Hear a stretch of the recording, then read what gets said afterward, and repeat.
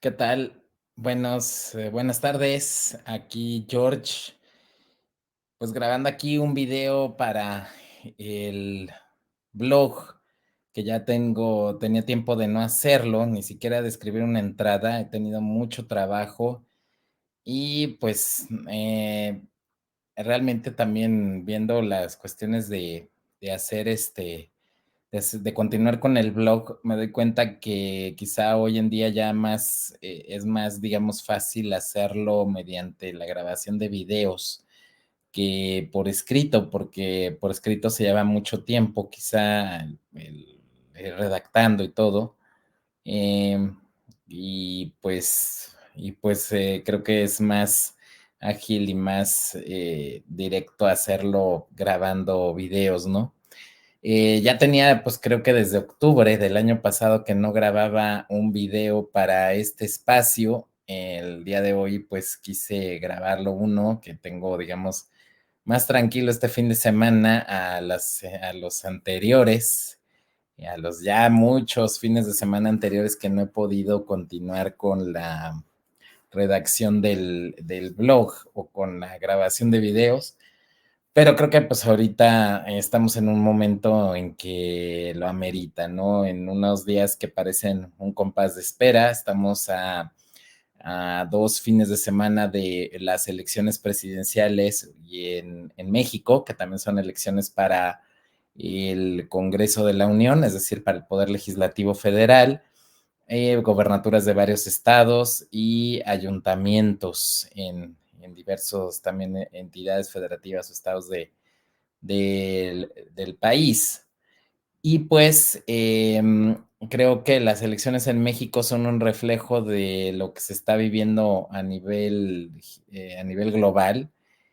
Hay una gran polarización entre los partidos, entre principalmente las dos candidatas contendientes, la señora Xóchitl Gálvez por parte de la oposición, conformada por los partidos tradicionales PRI, PAN y PRD, que de ser enemigos acérrimos durante la década de los 90 e inicios de este siglo XXI, pues ahora resulta que se aliaron en contra de Morena, que no es más que otra coalición también de PRI, PAN y PRD, de políticos salidos de esos tres partidos en torno a la figura de un caudillo que es el señor Andrés Manuel López Obrador, actual presidente de México, apoyando pues a su heredera, la señora Claudia Sheinbaum. Y bueno, por ahí tenemos de tercer invitado al señor Jorge Álvarez Maínez de el Partido Movimiento Ciudadano, partido político que ostenta el gobierno local aquí en el estado de Jalisco y que pretende continuar al frente de esta parte de la República. Y pues tenemos que todo se da en un clima enrarecido y en una situación pues que tiene que ver con esta bipolaridad que se da en torno a la política, no nada más en México, la vemos en Estados Unidos, la vemos en Europa, donde cada vez hay más como una dicotomía, ¿no? Aquí en México, entre quien precona un populismo supuestamente de izquierdas y quien precona unas ideas supuestamente de derechas, pero que como hace poco estaba viendo el video que hizo el profesor Eric G. Cárdenas, un profesor sonorense que tiene un excelente canal de YouTube que se llama México antes de México, donde procura borrar o rebatir muchos de los mitos de la historia oficial mexicana, ¿no? Sobre todo en torno al indigenismo y en refrendar mucho la herencia hispánica de México, ¿no? Y que no le debemos de tener ascos a esta herencia y también pues que combate otros de los muchos mitos de la historia oficial. En esta ocasión o en esta semana él hizo un video con un académico mexicano que se llama Axel Juárez, quien es mucho colaborador de la Escuela de Oviedo de Gustavo Bueno, del materialismo filosófico de allá de España, y quien, bueno, yo tenía la impresión de que era un acérrimo partidario del actual gobierno de López Obrador, de la llamada cuarta transformación, pero que él deja en claro que, digamos, en cierta forma ha corregido el rumbo y ha asumido una postura, una posición mucho más objetiva. Y no, hombre, el video se los recomiendo ampliamente, está en ese canal de YouTube, México antes de México, es demoledor porque no deja títere con cabeza, se va contra el gobierno actual, contra las posturas de Morena y de su candidata, pero también se va contra las posturas y de la oposición de la señora Gálvez y muestra pues la carencia de opciones que tenemos realmente en México, porque pues aunque muchos en una campaña que se ha dado mucho de buscar atemorizar y que yo tengo amigos que están realmente aterrorizados ante una eventual victoria de la señora Claudia Sheinbaum, que por otro lado es lo más posible que se dé, dado que realmente la señora Gálvez no ha logrado prender en muchas partes, o sea, aquí en Jalisco, por supuesto, porque Jalisco siempre ha sido un estado conservador, bueno, conservador entre comillas, porque Movimiento Ciudadano actualmente en el poder no es un partido realmente conservador, es un partido progre, aunque miren, la verdad en México las ideologías están por demás. En México, México es más bien un país cuya política más que por ideas se ha movido por caudillos. Tan es así que cuando se habla de movimientos políticos en México, siempre estos parten o son denominados a raíz de un apellido, ¿no? Desde el santanismo, por Antonio López de Santa Anna, o incluso antes del iturbidismo, ¿no? Por el consumador de la independencia de México, el emperador don Agustín de Iturbide, y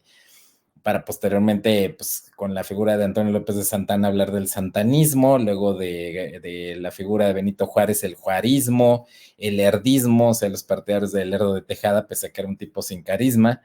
y el porfirismo, que era el ser partidario de Porfirio Díaz, el mejor gobernante que ha tenido este país en su etapa independiente, y ya después el maderismo, el zapatismo, el villismo, el carrancismo, el callismo, el obregonismo, el cardenismo, eh, y así llegamos hasta el salinismo, el foxismo, el calderonismo, el López Obradorismo y ahora pues, supongo que va a ser el sheinbainismo y el galvismo, ¿no? Los que están en contienda, ¿no? Pero realmente no ha habido una gran divergencia ideológica nunca entre los distintos caudillos políticos. Esto se debe sobre todo después de la revolución a que todos nuestros partidos políticos pues son cismas del partido o movimiento político postrevolucionario, ¿no? Lo que se condensó en el PRI, en el Partido Revolucionario Institucional, pues desde 1939 que surge el PAN, pues el PAN lo funda el Partido Acción Nacional, ese partido lo fundó Manuel Gómez Morín, que había sido secretario de Hacienda y director del Banco de México bajo los gobiernos de Obregón y Calles, los fundadores precisamente del sistema político postrevolucionario. De forma tal que realmente todos los partidos políticos en México han girado o han gravitado en torno a las mismas ideas socialdemócratas en mayor o menor medida y alrededor de un corporativismo y con matices, pero en realidad no ha habido una gran diferencia. Y esto, pues lo de la puntada del señor Juárez, pues se queda evidente en la actual campaña, en que prácticamente ambas opciones principales pues giran en torno a plantear el mantenimiento de una política sustentada en el libre comercio y en la, en la, digamos, dependencia con Estados Unidos, en una relación incluso que ha impulsado el propio gobierno actual, pese a toda una retórica supuestamente nacionalista, se ha buscado una integración, se ha hablado de buscar una integración norteamericana con Estados Unidos y Canadá cada vez más fuerte. Algo que por otro lado yo creo que es un fenómeno casi natural que se va a ir dando con el paso del tiempo. No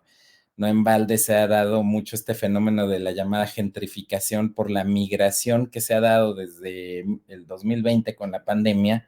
de la llegada a México de los llamados nómadas digitales o provenientes de Estados Unidos e incluso de Canadá, que son profesionales generalmente jóvenes, norteamericanos o canadienses, que han encontrado en México la opción de tener un mejor nivel de vida sin perder sus empleos porque lo hacen a través del internet, ¿no? Hacen el home office. Y pues resulta que esto les permite tener un mejor nivel de vida aquí en México porque les rinde mejor su salario, a pesar de que el precio del dólar respecto al peso mexicano ha disminuido en los últimos tiempos gracias a las políticas desacertadas del señor Joe Biden en contra de Rusia. Pues resulta que ha disminuido la demanda de los dólares por imponer sanciones a los rusos, que han llevado a que Rusia, en su comercio con otras potencias, pues hayan quitado el dólar como moneda de transacción y estén usando una canasta con sus monedas nacionales, el rublo y el yuan, por ejemplo, con China. Y eso está propiciando pues que baje la demanda de dólares y propicia que el precio del dólar baje. No ha sido realmente por una gestión sorprendente o espectacular del presidente, que en esto es mucho como yo lo comparo mucho con lo que había una serie de televisión en los años 80, con este gran cómico de la época de oro del cine nacional, el señor Gaspar Enaine, conocido como Capulina, que tenía una serie de televisión dirigida sobre todo al público infantil, una especie de sitcom en el Canal 2, el llamado Canal de las Estrellas de Televisa, y en el que aparecía pues este señor, en su personaje de Capulina, un sujeto inocentón, de carácter infantil, ingenuo, torpe, y que sin embargo resolvía crímenes, reparaba situaciones peligrosas, resolvía, resolvía misterios, etcétera, y todo lo hacía por casualidad o con la ayuda oculta de un luchador. Recuerden que en México surgió esto de un deporte como la lucha libre, en que los luchadores fueron convertidos en algo similar a los superhéroes norteamericanos, pero en el cine, ¿no? Con Santo, Blue Demon, Mil Máscaras y otros más. Y uno de ellos fue el Capitán Tinieblas, un luchador que cobra gran fama en los años 70 y 80 y que salía en algunas películas con este comediante o en su serie de televisión. Resulta que siempre él y su ayudante, un luchador enano, o sea, no me estoy burlando, es el enanismo, una condición, o si quieren, acondroplasia, para ser más específicos y que nadie se sienta ofendido, un luchador con acondroplasia que actuaba tanto en el ring como en los foros televisivos, ataviado con un disfraz de un duende maya. Según la mitología maya, los campos de maíz son protegidos por ciertos duendes conocidos como aluches en su lengua. Y pues entre el Tinieblas y el Aluche ayudaban a Capulina sin que él se diera cuenta para resolverle los problemas en que se metiera y para ayudarle a resolver aquella situación difícil que él asumía, que tenía que ayudar a los vecinos, que tenía que ayudar a la persona que lo había contratado para desarrollar algún trabajo. Se da cuenta que allí alguien había secuestrado a la hija del empresario, que alguien se había robado unos diamantes, que alguien había matado al abuelo para quedarse con la herencia, en fin, cosas así. Y Capulina terminaba siempre como el héroe en algo que él no se creía, y terminaba resolviendo por casualidad las cosas, a veces porque tenía simple suerte o a veces porque lo ayudaba el Capitán Tinieblas y el Aluche lo ayudaban sin que él se diera cuenta. Y entonces algo similar ha pasado durante este sexenio, que ha habido resultados económicos en apariencia positivos, y que, aunque hay quien dice que en realidad están maquilladas las cifras y que hay unos resultados negativos que no se ven, yo creo que depende mucho de la región del país. Hay zonas como aquí Guadalajara, donde pues, realmente los efectos económicos de la pandemia, por supuesto que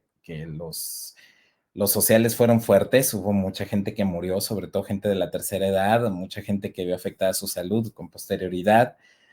pero los efectos económicos de la pandemia no se sintieron tan fuertes aquí en el estado de Jalisco y en particular aquí en la zona metropolitana de Guadalajara. Hubo una recuperación muy rápida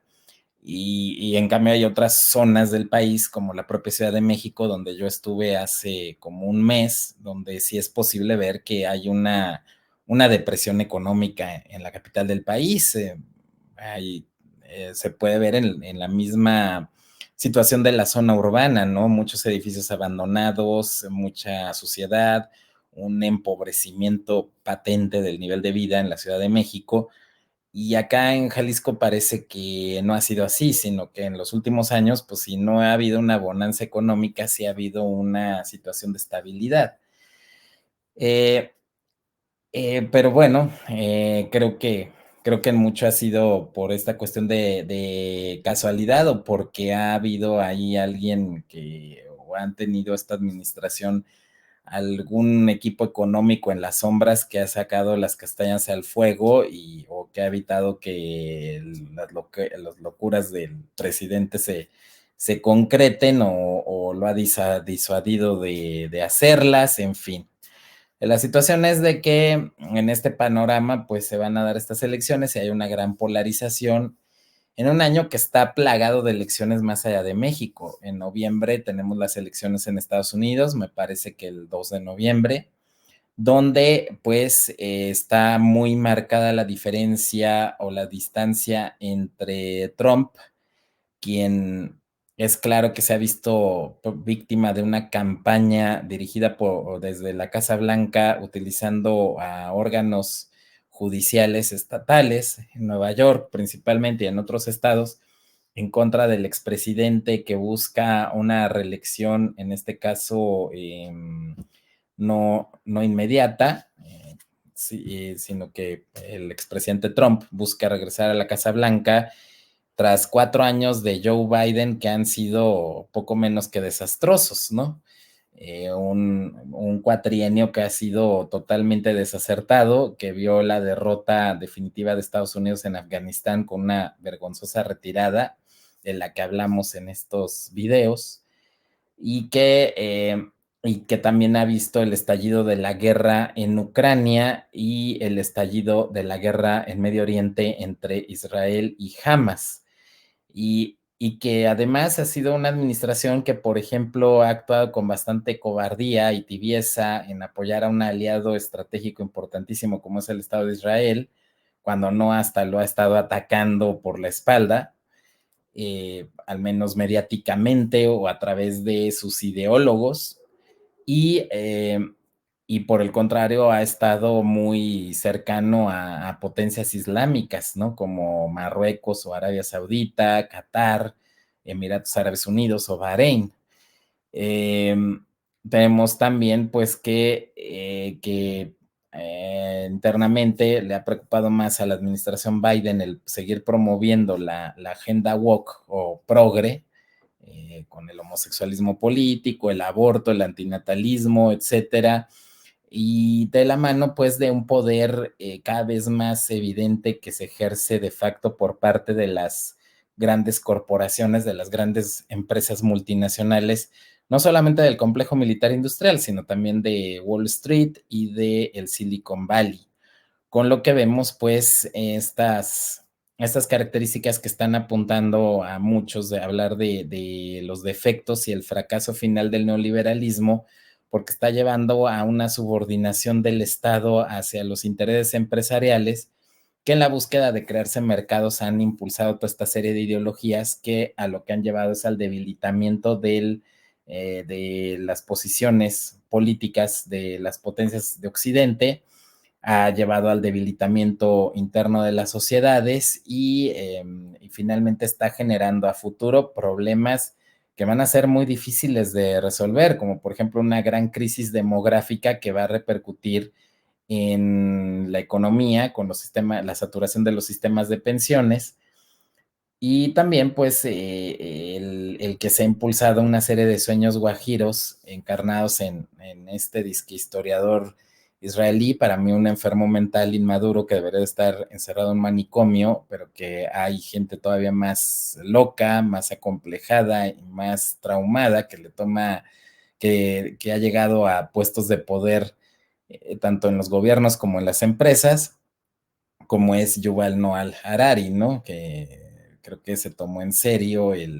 como se ve pelón, se piensa que él es Lex Luthor o algo así, y pregona una serie de ideas utópicas acerca de la eliminación de los que sobran y el mantenimiento solo de la élite de ricos empresarios, gobernando un mundo de máquinas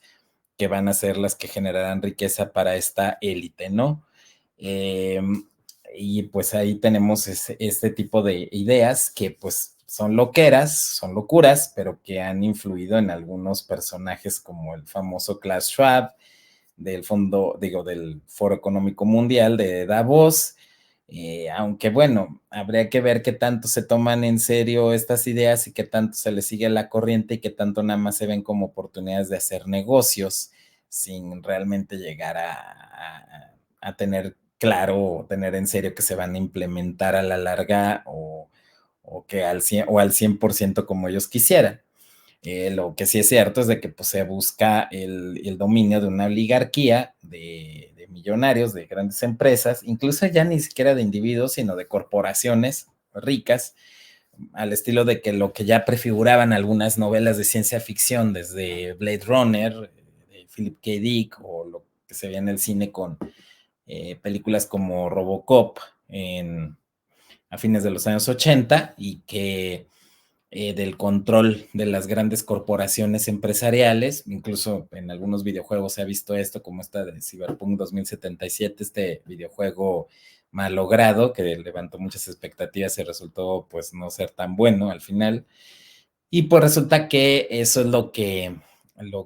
ha movido mucho a las élites que dirigen nuestro mundo occidental, incluyendo a México y toda Hispanoamérica, porque quieranlo o no, también somos parte del mundo occidental, porque tenemos también una cultura sustentada en la herencia judio-cristiana, romana y griega. Y eso es lo que define a Occidente, ¿no? Y pues que es una civilización que actualmente está en una grave crisis, no podemos todavía concluir que esta sea una crisis terminal que lleve a una decadencia absoluta, pero sí estamos en una grave crisis ante la cual pues las potencias rivales o las áreas de civilización rivales, como lo planteara Samuel Huntington, como Rusia, China, la India y el mundo islámico, pues están tomando una cada vez mayor fuerza, no tanto porque ellas tengan fuerza, sino por las debilidades occidentales, ¿no? Eh, y es ahí donde nosotros tenemos que ver cómo se están dando estos cambios, ¿no? A este momento ya es innegable e indudable que Rusia va a ganar la guerra en Ucrania, y yo creo que ya es una cuestión, pues si no de semanas, de meses, en que veamos a las fuerzas de la Federación Rusa entrar en Kiev definitivamente y reingresar este territorio de la actual República de Ucrania a la Federación Rusa. Ucrania, la realidad es de que nunca fue un estado real con una tradición histórica propia, ni una razón de existir. O sea, Ucrania, incluso su nombre mismo está en ruso y significa la zona fronteriza, porque era la frontera del imperio zarista ruso con los imperios otomano, austriaco y prusiano, ¿no? Y también en algún momento la llamada mancomunidad polaco-lituana, ¿no? En los siglos XVI y XVII. Eh, y que pues finalmente esta zona, pues incluso ahí estaba Kiev, que era considerada o era llamada la madre de todas las ciudades rusas, porque Kiev había sido la primer capital de la llamada Rus de Kiev, que es la primera encarnación del Estado ruso. A la Rus de Kiev siguió la Rus de Novgorod, a la Rus de Novgorod siguió la Rus de Moscú, que se convierte en la capital de este estado, y posteriormente cambiaría su capital a San Petersburgo, que mantendría ese rango durante 300 años, 200 años aproximadamente, desde inicios del siglo XVIII hasta 1917, en que los bolcheviques regresan la capitalidad completa a Moscú. Había una especie de como de compartimento de la capitalidad entre Moscú y San Petersburgo. Moscú como sede del patriarcado y lugar donde los zares se coronaban y pasaban temporadas, pero oficialmente todos los departamentos del gobierno y todas las embajadas extranjeras estaban en San Petersburgo, pero es Lenin el que regresa la sede del poder a Moscú en 1918 y el gobierno se instala en este misterioso, imponente palacio amurallado que es el Kremlin, ¿no? En detrimento de los fastuosos palacios de inspiración europea de San Petersburgo, ¿no? Creados por Pedro el Grande y Catalina II la Grande también. Eh, el Kremlin, pues aunque tiene estancias y zonas europeizadas, la realidad es que mantiene mucho este espíritu, esta influencia oriental proveniente de China y del mundo oriental, del mundo asiático que llegó a Rusia a través de los mongoles, ¿no? Entonces ahí es donde tenemos esta situación, ¿no? Es indudable que Rusia va a recuperar Ucrania, quizá no toda, quizá la parte occidental sea reintegrada a Polonia, que era la parte hasta donde llegaba el Estado polaco tradicionalmente durante la Edad Media y hasta antes del siglo XVIII, en que Polonia es absorbida por el Imperio Ruso, por el Imperio Austriaco y por Prusia en los primeros dos repartos de Polonia. Posteriormente Napoleón intenta resucitar Polonia con el llamado Gran Ducado de Varsovia. Cae Napoleón y Polonia vuelve a quedar sujeta sobre todo al poderío ruso y no se reconstruye sino hasta 1919 y después de la Segunda Guerra Mundial hay una recomposición de las fronteras en que Polonia se recorre hacia el oeste, le ceden unos territorios que eran alemanes. Recordemos incluso a estos dos futbolistas alemanes famosos de tiempos recientes, Miroslav Klose y Lukas Podolski, quienes eran germanos, eran alemanes étnicos, pero nacieron en Polonia y luego recuperaron la nacionalidad alemana cuando sus familias lograron migrar tras la caída del muro de Berlín hacia la Alemania actual, ¿no? Pero ellos habitaban una zona que originalmente había sido parte de Prusia, esta entidad alemana que fue borrada de la historia tras la Segunda Guerra Mundial y sus territorios pasaron a ser parte de Polonia, mientras que Polonia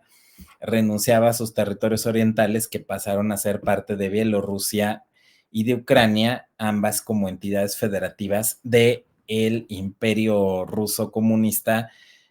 conocido como Unión de Repúblicas Socialistas Soviéticas, la URSS, o Unión Soviética,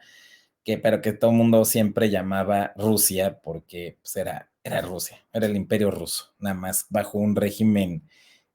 comunista. El caso es de que es muy probable que se vaya a dar esta situación. Probablemente para fines de este año tengamos consumada esta reconquista rusa sobre Ucrania.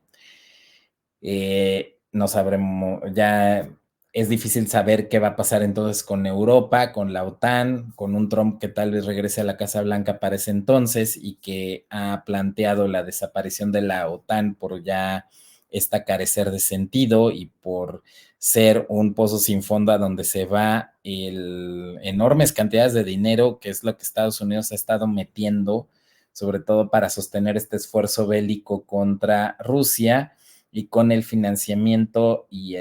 la venta la proveeduría de armamentos para el régimen de Zelensky, quien debió de haber convocado elecciones en las semanas hace unas semanas y cuyo mandato ya concluyó hace unos días. Si mal no recuerdo, creo que fue el 20 o 21 de mayo cuando terminó su mandato. Pero bueno, al estilo de otro títere de los norteamericanos, que fue el señor Benito Juárez, en aquí en México en el siglo XIX, Benito Juárez sufre la invasión francesa, él se pone su presidencia itinerante, sigue recibiendo apoyo y financiamiento de parte de Estados Unidos, que estaba sumido en su guerra civil, por otro lado, pero se le mantenía porque era alguien estratégico para evitar una penetración de intereses europeos en América y se le financió y se le apoyó para que mantuviera la lucha contra los franceses y contra el imperio de Maximiliano, ¿no? Con los resultados que ya conocemos. Pues bien, Benito Juárez se eterniza en el poder bajo el llamado, bajo las llamadas facultades extraordinarias e impide la celebración de elecciones y su principal opositor dentro de su propio bando, que era el general Jesús González Ortega, quien además era presidente de la Suprema Corte. González Ortega era abogado y militar a la vez. Resulta que era el presidente de la Suprema Corte y de acuerdo a la Constitución de 1857, de no haber presidente, y en este caso al haber concluido el mandato de Juárez, González Ortega legalmente tenía que, o constitucionalmente tenía que haber asumido la presidencia interina en lo que se daban condiciones para la celebración de elecciones. Y Juárez lo que hizo fue, con la ayuda de los norteamericanos, encarcelar a González Ortega y meterlo en un manicomio. Y él siguió siendo presidente hasta, ahora sí que hasta que se murió. No en balde había una canción popular que decía que si Juárez no se hubiera muerto todavía viviría, que hacía alusión a esto. Lo único que diferencia a Juárez de Porfirio Díaz es de que Juárez se murió antes de sumar 30 y tantos años en el poder, pero ya iba enfocado a ello. Y, y no fue tan acertado como Porfirio Díaz en el ejercicio del poder, también hay que decirlo. Eh, pero Juárez pues era obediente a los intereses norteamericanos y muy probablemente González Ortega hubiera negociado la paz con Francia y con Maximiliano y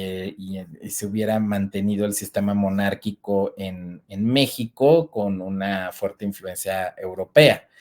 lo que iba en contra de los intereses de Estados Unidos, que estaba en pleno camino de su engrandecimiento, ¿no? Después de la Guerra Civil es cuando Estados Unidos ya inicia su camino hacia convertirse en una potencia mundial, ¿no? Eh, y en detrimento de las europeas, que bueno, si algo propició el ascenso de Estados Unidos fue que los europeos no dejaron sus rivalidades a un lado y estas desembocaron en dos guerras mundiales que le permitieron a Estados Unidos hacerse con el control del mundo occidental. Pero bueno, el caso es de que se va a dar este cambio, no sabemos luego lo que va a pasar, muchos dicen que Putin va a querer ir por más, que probablemente se vaya sobre Moldavia y sobre los países bálticos, pero como son miembros de la OTAN, esto va a propiciar que entre en aplicación el artículo quinto del Tratado del Atlántico Norte y esto pues lleve o incremente el riesgo de una guerra nuclear. Y más porque luego tenemos a imbéciles como el presidente Emmanuel Macron de Francia, que anda con su retórica y anda retando a Rusia cuando su propio país tiene problemas internos muy graves. Recientemente se dieron estos disturbios en Nueva Caledonia, un territorio francés de ultramar, es decir, es considerado parte de Francia, es un departamento. Recuerden que Francia es un estado unitario centralista y, en Nueva Caledonia se había establecido una reforma laboral que le daba el derecho al voto a los recién llegados a la isla, cuando hasta el día de hoy funcionaba ahí una legislación que le daba derecho al voto únicamente a los nativos de la isla, que son los indígenas Kanaka, como aquel famoso personaje que salió en la televisión de aquí de Guadalajara de un indigente alcoholizado que se hizo famoso porque decía que era hijo del presidente del Kanaka, probablemente era un indígena de Nueva Caledonia, vayan ustedes a saber, pero y en su borrachera, pues como que decía que él era influyente porque era hijo de del presidente de una asociación X, ¿no? Probablemente de empresarios, váyanse a quién sabe qué traía en sus fantasías etílicas, pero en fin. Entonces resulta curioso que los indígenas de Nueva Caledonia sean los Kanaka, y pues resulta que estos nativos de Nueva Caledonia tenían tanto los indígenas como la gente de origen francés, pero que ya eran de tercera o cuarta generación residentes en la isla, y ya nacidos en la isla, ya 3 generaciones nacidas en la isla, pues resulta que iban a haber un descenso en el valor de su voto, podríamos decirlo así, porque ha habido una fuerte inmigración extranjera, principalmente de malayos, de indonesios, de africanos incluso y de australianos, y de asiáticos, de chinos principalmente, a la isla, lo que lleva a que hoy en día la mayor parte de la población sean de origen extranjero, que son residentes, no tienen derecho al voto, y solo un 24% de la población pues es nativa de la isla, tanto indígenas como franceses nacidos o de ya de raigambre en Nueva Caledonia. Y entonces esta población, digamos, nativa de la isla, pues se lanzó a las protestas y eso, exigiendo un cambio de esta ley o que no se les considera el derecho al voto a los recién llegados,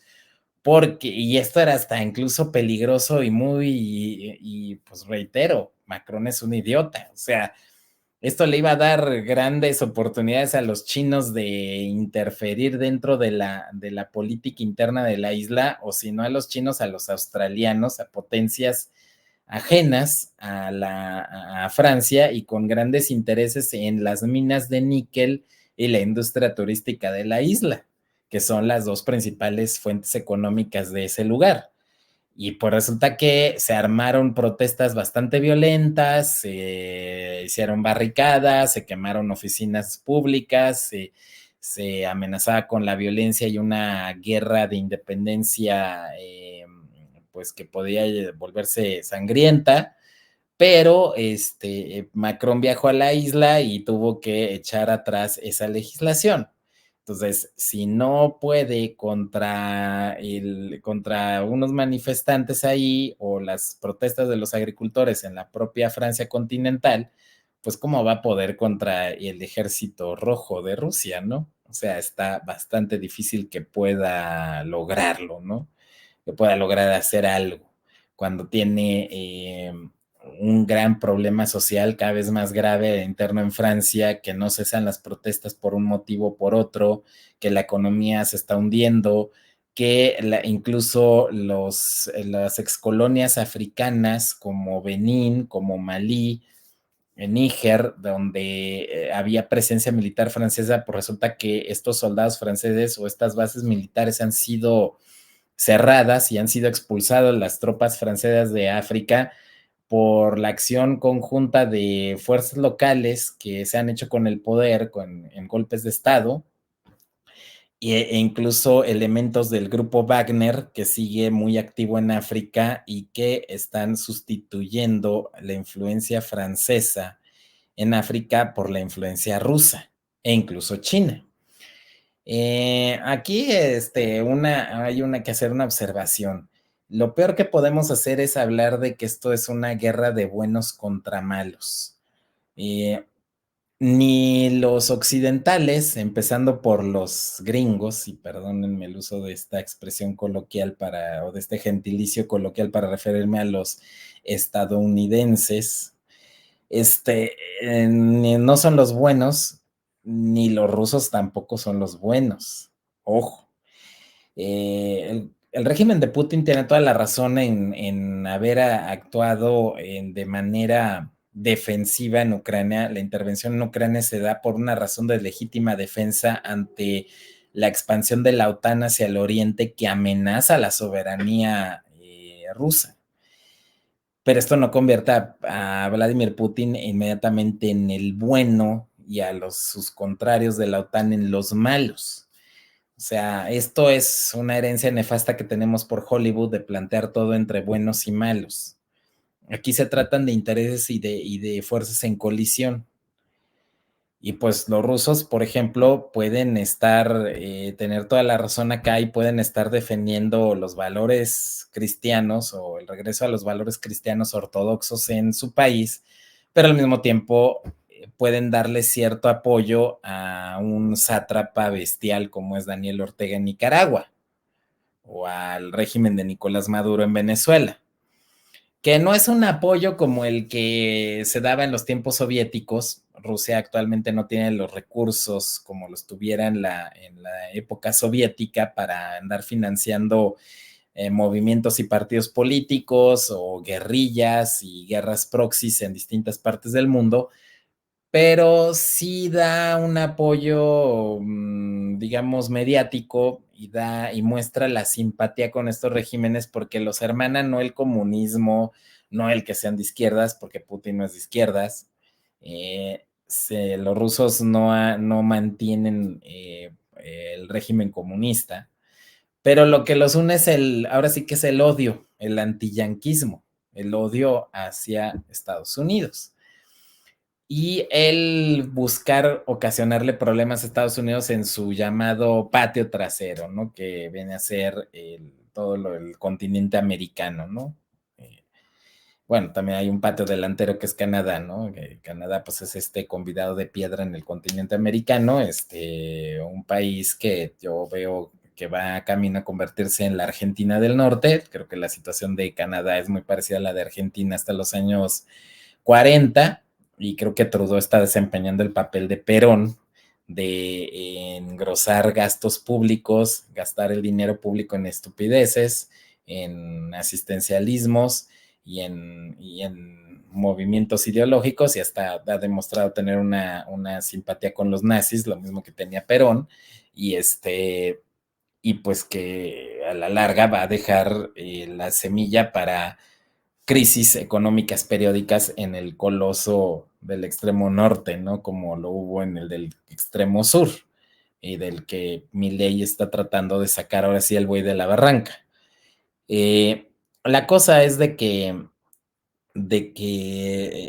sí hay un manejo mediático a través de medios alternativos, de redes sociales. No sé qué tanto haya el posible financiamiento a influencers, pero pues he visto varios canales que son curiosamente muy similares y curiosamente de la misma tendencia. Resulta que quienes están a favor de Rusia o que sacan noticias favorables a Rusia en torno a la guerra de Ucrania, pues son al mismo tiempo simpatizantes de regímenes de la izquierda latinoamericana, sea la 4T aquí en México, o sea Hugo Chávez en Venezuela, digo, el chavismo o el gobierno de Nicolás Maduro en Venezuela. Pues es bastante curioso e incluso hasta los formatos se repiten, ¿no? O sea, hay un canal, por ejemplo, que es Mexican Family, que son dos ex profesores universitarios de aquí de México que son más o menos de izquierdas. Han hecho análisis muy interesantes sobre geopolítica en torno a la situación de Ucrania, la situación de Europa, pero luego salen con sus apoyos a ciertos regímenes nefastos aquí en Hispanoamérica. Y hay otro canal que es muy parecido, sospechosamente muy parecido, que es Redacted, que lo llevan a cabo dos ex periodistas norteamericanos que viven en Portugal y que, híjole, hasta los escenarios que usan son muy, muy similares. Y no se diga el discurso ideológico que manejan. O sea, es muy, muy parecido. No sé si hay ahí, pues ya no hay el Comintern, no sé qué es lo que haya, pero vayan a saber qué tipo de intereses o qué tipos de manejas haya o de patrocinadores tengan ambos canales, que son demasiado similares, nada más que uno es en español y el otro en inglés, pero son demasiado similares del formato, lo que dicen, la postura ideológica en ambos canales. Y hasta el hecho de que lo conduzcan dos matrimonios, o sea, es lo más curioso, ¿no? Hay otro chavo que es un mexicano que no sé de dónde tiene conocimientos de estrategia y táctica militar que se llama el resumen militar o algo así, o asuntos militares, que es un chavo muy joven, tendrá como 25 años y mucho, no me acuerdo su nombre, pero resulta que está casado con una miembro de las fuerzas de seguridad de la policía rusa y vive en Rusia y desde ahí conduce su canal. Y o sea, es muy curioso que de tan corta edad y tenga muchos conocimientos técnicos sobre armamento, sobre movimientos de fuerzas militares, etcétera. Y pues también tiene estas mismas tendencias ideológicas, o sea, apoya a la izquierda aquí en México y en Hispanoamérica y pues está en Rusia, ¿no? Y pues claro que echa flores a Rusia y no sé si mucha de la información que pone en su canal se la proporcionan directamente del Ministerio de Defensa, pero es bastante curioso e interesante verlo también. La situación, pues, es esta. También es un error ver esto de Israel como los buenos y los malos, que ahí es donde estamos viendo también cambios en el discurso hegemónico. El discurso hegemónico antes era pro-israelí. Incluso unas pláticas que he tenido con mi maestro, el doctor Rigoberto Ortiz, él manejaba como, o él me planteaba cómo hasta hace unos 10 años fueron muy frecuentes la edición de libros y la proyección de películas en torno al holocausto y que de repente estas producciones se detuvieron. Por ahí sale todavía Jojo Rabbit hace pocos años, una película que produce, dirige, escribe y actúa el señor Taika Waititi. Taika Waititi, que es un personaje bastante curioso, ¿no? Porque es de padre maorí, de ahí el nombre, nacido en Nueva Zelanda, de padre maorí, pero de madre judía. Su segundo apellido es Cohen. Y él mismo, pues físicamente, pues se ve como un maorí, es muy moreno, de pelo encrespado, y para hacerle de Hitler en Jojo Rabbit, pues le aplicaron toneladas de maquillaje, ¿no? Para que se viera blanco, ¿no? Y hace una burla de Hitler, ¿no? Y de las teorías raciales disparatadas que manejaba Hitler, ¿no? Eh, pero de todos modos, Taika Waititi me parece un tipo que probablemente traiga muchos problemas respecto a su identidad cultural y étnica. Creo que eso se refleja mucho en que cada vez sus películas son más locas y más, y más, no sé, disparatadas y menos del agrado del público, muy tendientes a lo woke. Él mismo es un personaje bastante estrafalario. Eh, pero bueno, fuera de Jojo Rabbit, que creo que es la mejor película que ha hecho Taika Waititi, que ganó el Oscar y todo, este, no ha habido ya películas que con seriedad y con crudeza muestran el tema como en su momento lo fueron producciones como El pianista o como La lista de Schindler, ¿no? Y tenemos que, o El niño del pijama de rayas, hace poco estuvo esta otra película sobre los administradores de Auschwitz que no se dan cuenta de lo que pasa del otro lado de la pared, ¿no? La familia, pues, del jefe de Auschwitz, pero realmente, y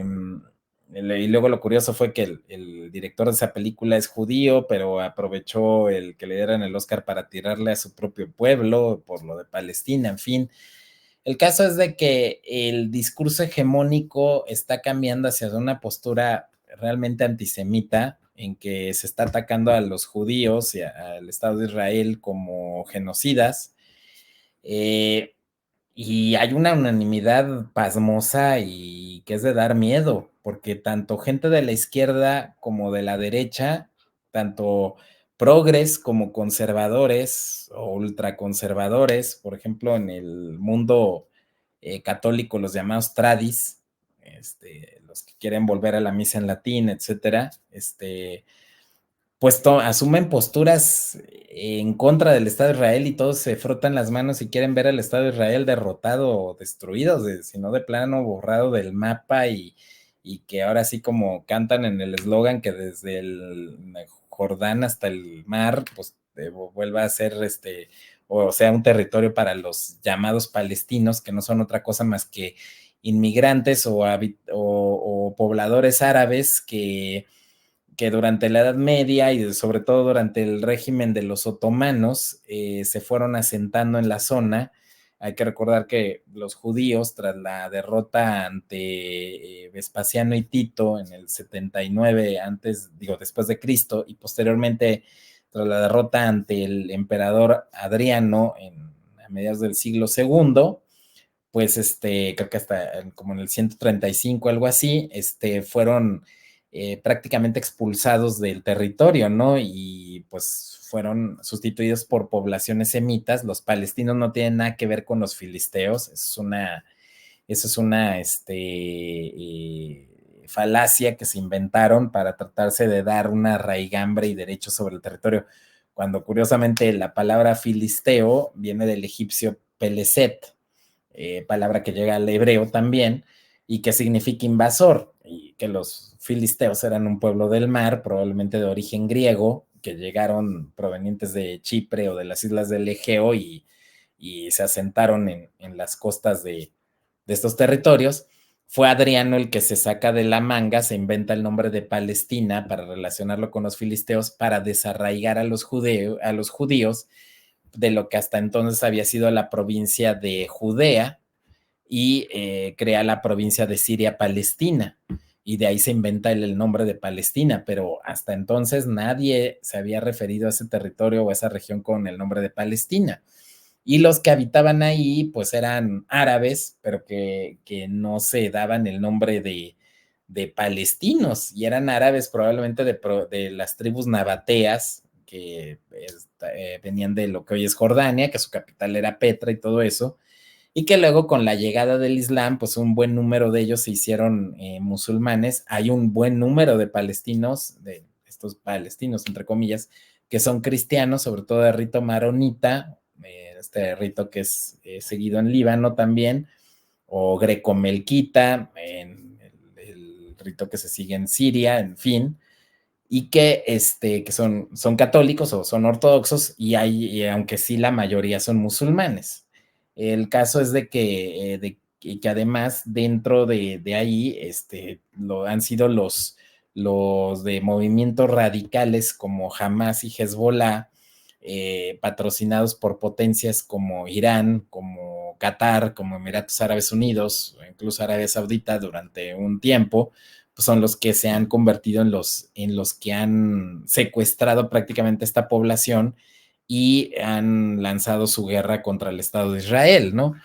Eh, Creo que hay una visión más sensata. Bueno, podrían decir, bueno, está sesgada, sí, del canal Enlace Judío, un canal en YouTube que es de la comunidad judía de aquí de México, pero que luego, por ejemplo, hay unos programas bastante esclarecedores unos programas bastante esclarecedores a cargo del profesor Irving Gatel, que es profesor del Instituto Nacional de Bellas Artes y un joven muy culto, muy conocedor de la cultura judía y de la historia judía, que es este chavo Mark Achar. Son tipos como los que me encantaría echarme unas cervezas, la verdad. Y que, o tomar un café, no sé, son gente muy brillante, muy preparadas y con una claridad describen lo que está pasando en realidad. La verdad es de que los occidentales no podemos saber lo que está pasando ahí, ni lo podemos entender si no tenemos la mentalidad de la gente de Medio Oriente, que prácticamente siguen en las mismas luchas que en la Edad del Bronce, descritas en la propia Biblia. O sea, siguen prácticamente ese mismo tipo de luchas por el control de una zona tan estratégica que es el vértice en el que se unen tres continentes, Europa, África y Asia, y no comprendemos la importancia del Estado de Israel como un medio de contención del Islam, porque si ha habido una ideología imperial, expansionista y contra la libertad, ese ha sido el Islam. Y por eso fue que se hicieron las cruzadas y se fundaron los reinos cruzados como el Reino Latino de Jerusalén, que cumplió durante una parte de la Edad Media con esa función de contención respecto del expansionismo islámico en Medio Oriente. El Estado de Israel tenía esta función, ser una punta de lanza clavada en el corazón del expansionismo islámico, y hasta el día de hoy han sido la principal forma de contener el ascenso de alguna gran potencia musulmana que podría poner en riesgo al occidente europeo. Recuérdese que durante siglos Europa vivió bajo la amenaza del califato otomano de origen turco, que se adueñaron de Constantinopla, capital del Imperio Romano de Oriente, la convirtieron en Estambul y en la capital de este califato, desde la cual amenazaron Europa Oriental, amenazaron igualmente a Rusia. Y, y antes, pues estaban los califatos árabes, el Fatimita, el Abasida y el Omeya, que pues se expandieron hasta entrar en España, ¿no? Y, y finalmente, pues las cruzadas habían tenido esa búsqueda no solamente de recuperar lugares con una gran significación religiosa y espiritual, como era Jerusalén y los lugares donde vivió Cristo y donde ocurrieron todos los acontecimientos bíblicos, sino también con una función política o geopolítica o geoestratégica, que era de establecer un muro de contención ante los avances islámicos. Al final, las cruzadas fracasan cuando fracasan precisamente el reino de Jerusalén, y la ciudad de San Juan de Acre es recuperada por las fuerzas islámicas de los mamelucos de Egipto a fines del siglo XIII. De inmediato se da el ascenso de este clan turco musulmán sunita de los otomanos, que fundan un nuevo califato, un nuevo imperio que amenaza de nada más nacer, amenaza a Europa y logra en poco tiempo expandirse y destruir el Imperio Romano de Oriente y entrar en los Balcanes, ¿no? Que no van a soltar sino hasta inicios del siglo XX, hasta poco antes de la Primera Guerra Mundial. Entonces ahí es donde tenemos precisamente estos factores que no estamos dando cuenta. Nos sale la izquierda, que la izquierda tiene una gran solidaridad con el Islam porque lo ve como oprimidos que luchan contra la opresión imperial de Occidente, como que ven en el Islam a una especie de movimiento revolucionario, que ven que lo ven como alguien que los puede ayudar a destruir la superestructura de las sociedades occidentales capitalistas y demás, patriarcales y bla, bla, bla, aunque pues en realidad están apoyando a quienes sin más rechistar los eliminarían. Y pues han creado esto de que han muerto 30,000 personas, entre la mayoría mujeres y niños, y que como si fuera la película de Destino Final, hasta cuando les avientan ayuda humanitaria es para matarlos, porque les caen encima las cajas con comida y medicinas, ¿no? O sea, o como en la película de Destino Final, de que aunque te quites de que viste la alcantarilla abierta y te desviaste, pero te atropelló el coche, ¿no? Entonces así, o como en las caricaturas de Chili Willy, que salía el perro este sinforoso, el perro gordo este que perseguía siempre al pingüinito, ¿no? Y que esperaba que le llegara un arma para atrapar al pingüino en paracaídas y le cae encima, ¿no? O sea, algo así. O sea, son cuentos incluso increíbles, ¿no? Y todo para atender a generar una imagen demonizada de los israelíes, una, y generar pues un sentimiento de lástima y de víctima sobre los palestinos. Y resulta que ahora la izquierda, que quiere ver, que quiere promover el aborto, le interesan que quiere promover el aborto, la pedofilia y demás porquerías, pues resulta que le preocupan los niños de Palestina, ¿no? Es muy curioso eso. Pero en fin, ahí es donde vemos cómo está cambiando el discurso hegemónico peligrosamente, y ahora cambia hacia esta postura anti-israelí, ¿no? Y pues no es que haya teorías de la conspiración o que las conspiraciones sean ciertas y de que alguien esté moviendo los hilos para lograr esto. Hay intereses en choque, hay políticas de estados como pueden ser Rusia, China, como pueden ser estas potencias islámicas que están luchando también entre ellas por el predominio en el mundo islámico ante la falta de un califa que unifique a todos los musulmanes en un imperio. Pues están ahí en la lucha Irán, está Arabia, está Turquía, por ahí Egipto se quiere colar. Todos ellos están en lucha por ver quién tiene la supremacía en esa parte del mundo, ¿no? Y Israel, pues, es visto como un obstáculo para ese dominio. Y no es de olvidar que las potencias islámicas, pues, tienen un gran poderío económico gracias al petróleo y al gas natural, y que, por ejemplo, algunos han hasta comprado mundiales de fútbol, ¿no? Resulta que a México lo querían sancionar, ya es un ejemplo que he repetido varias veces, lo querían sancionar por un grito por homofóbico en el, en el fútbol, y a Qatar, donde incluso se ejecuta a los homosexuales, le dieron una Copa del Mundo, ¿no? Entonces, y esto es porque, pues porque el fútbol europeo está prácticamente comprado por capitales musulmanes, cataríes, emiratíes y árabes sauditas. Entonces ahí es donde vemos esta situación de cómo sí puede haber una influencia en este sentido en la compra de voluntades de políticos en el mundo occidental por parte de quienes tienen un poderío económico para ello. Pero en fin, estos son algunos de los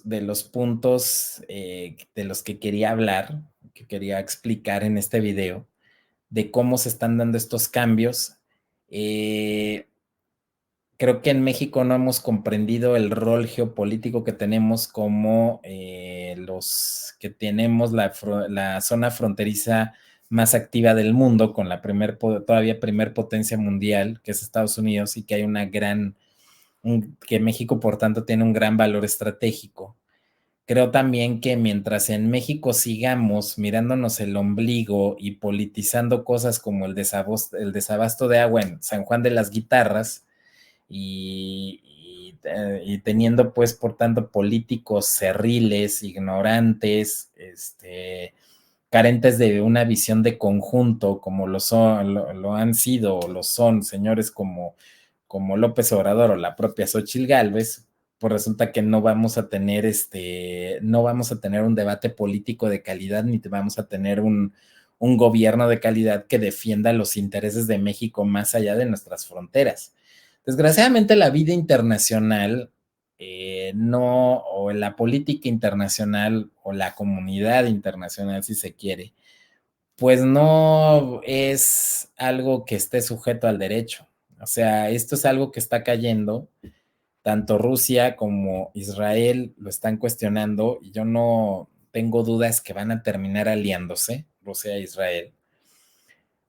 porque se están dando cuenta que el orden internacional y el supuesto derecho internacional público construido después de la Segunda Guerra Mundial, pues está muy sesgado ideológicamente y está muy sesgado de acuerdo a ciertos intereses que no trata a todos los estados por igual. Además de que, bueno, la realidad es de que los estados no pueden ser iguales, pero